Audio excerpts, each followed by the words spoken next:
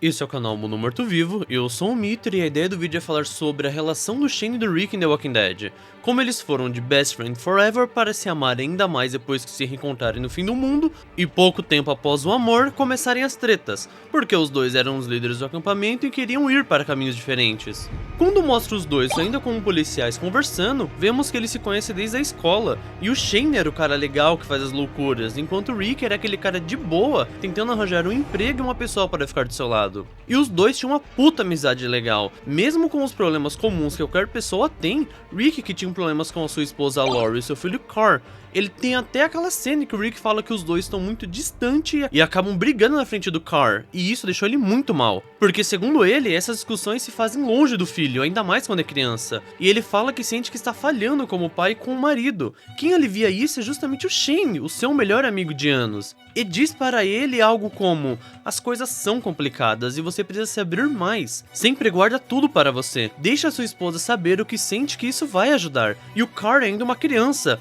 você precisa estar mais presente para ele, isso é tudo que importa quando você é criança. E por mais bizarro que aparente, isso fez ele pensar e ver onde ele está errando, e também diz que iria tentar mudar as coisas. Só que aí tem alguma ocorrência e ele precisa ser vazado, e é aqui que ele fica em coma. Mostra que o Shane foi todos os dias visitar ele parecia estar sofrendo mais do que a própria esposa dele, tanto que ela nem vai visitar ele, e se foi é coisa de uma ou duas vezes. Carl e Shane são os que mais sofrem com isso. Então Rick acorda do nada, com o seu quarto todo zoado, tem até uma flor morta nele, que foi dada pelo Shane, e não entende o que aconteceu, porque ele chama as enfermeiras e ninguém responde. Ele vai até outro corredor e fica confuso, porque escreveram Don't Dead Open Side? Ele deve ter pensado, não morra, abra dentro? O que será que deve ter acontecido?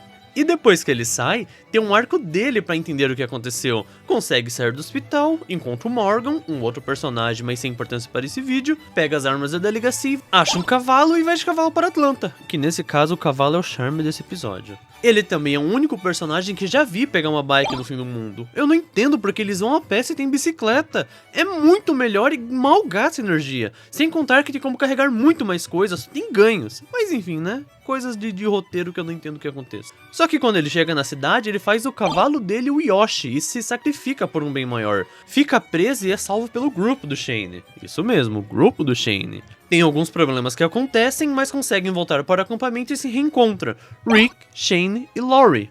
Só que o que antes era um relacionamento saudável e próspero, agora é um relacionamento libidinoso, onde estão em um triângulo amoroso, entre o Rick e Lori com o Shane de espectador sendo substituído por quem substituiu. E então ficamos sabendo do plot dentro do plot. Se o primeiro era que todos estão vivos e bem em um acampamento, o segundo é que quando o apocalipse começou e todos fugiram para todos os lados ao mesmo tempo, como uma boa série americana de fim de mundo, ainda no começo o Shane e a Lori tiveram um caso. E se no começo podemos pensar que o Shane já queria ficar com a Lori ou que a Lori queria ficar com o Shane, na verdade não é nada disso, eles genuinamente não se gostavam.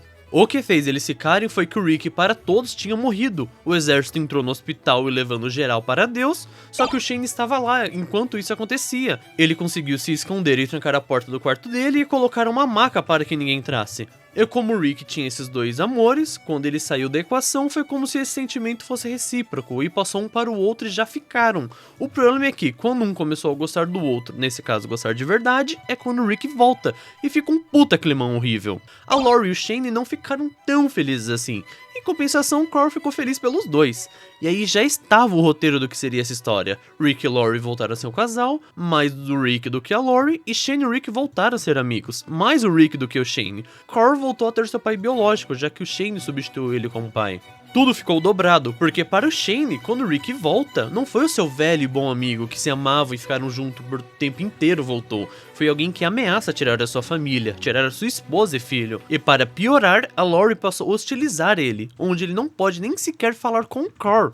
Não poder falar com o Carl fez as coisas piorarem demais, já que eles se viam como pessoas muito próximas. Só que para Lori, ele mentiu para dormir com ela. Só que ele não mentiu e nem forçou nada, ela quis tanto quanto ele. Então pensa na situação, você até ontem tinha uma namorada barra esposa e um filho, e todos se amavam e supriram suas carências e dores uns com os outros. E a pessoa que gerou tudo isso ressuscita, porque em uma situação em que os militares estavam passando cerol em todo mundo e você está em coma, não tinha como você sobreviver. Isso foi uma mão no roteiro do caramba de a gente engoliu, porque literalmente não tinha como ele sobreviver a isso. Mesmo se ele acordasse, ele não teria força pra andar e morreria ali mesmo, mas tudo bem, passou. Só que inicialmente seria cada um curar as suas feridas e seguir em frente.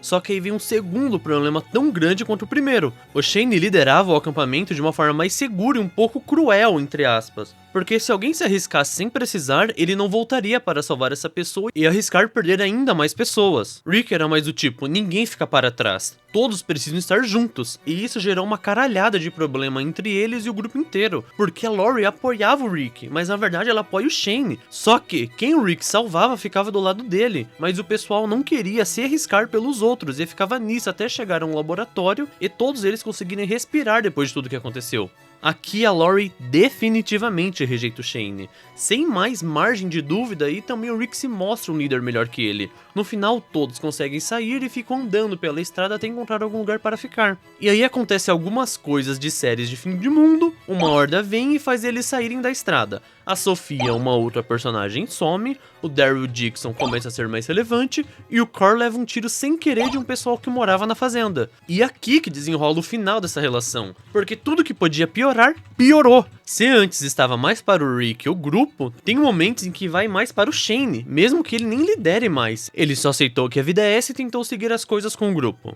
Só que é claro que não deu certo. Eles chegaram a ponto de sair na mão e um quase matou o outro. O dono da fazenda achava que os zumbis estavam doentes e que voltariam a ser pessoas. Todos no grupo estavam procurando pela Sofia e se arriscando, e uns 3 quase foi de base por isso. E a cada vez mais a Lori se afasta do Rick, mas sem ter muito o que fazer, porque eles estão no fim do mundo e isso deixa tudo à flor da pele.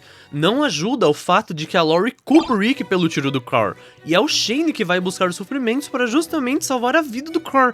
E de novo, ele pensava que ele era a pessoa que protegeria os dois e que o Rick os mataria. Até que todos estavam cansados disso por algumas outras coisas que aconteceram e os dois saem na mão mesmo, valendo uma esposa e um filho. Claro, na cabeça do Shane, só que essa luta o Shane venceu no soco, porque ainda assim o Shane é mais forte do que o Rick, só na parte mental que o Rick é mais forte, e ele usou justamente disso. Foi no discurso que ele conseguiu se aproximar do Shane e tirar a arma da mão dele, que até esse momento estava apontada para o Rick, então quando ele se aproxima ele dá um tiro no Shane e ele foi de base. Só que aí o Carl vê tudo isso e aponta a arma para o Rick, e aí o Rick fica assustado pra caramba de ver seu filho apontando uma arma para ele, e ele tenta explicar o que aconteceu, só que aí o Carl dispara e ele inicialmente acha que foi nele, só que depois de alguns segundos ele vê o corpo zumbi do Shane cair atrás dele. Rick fica aliviado e nesse momento entende o que o Carl fez, então ele pega o Carl e foge, porque nesse meio tempo uma horda invadiu a fazenda e todos estavam precisando fugir. Só que isso mudou completamente o Rick.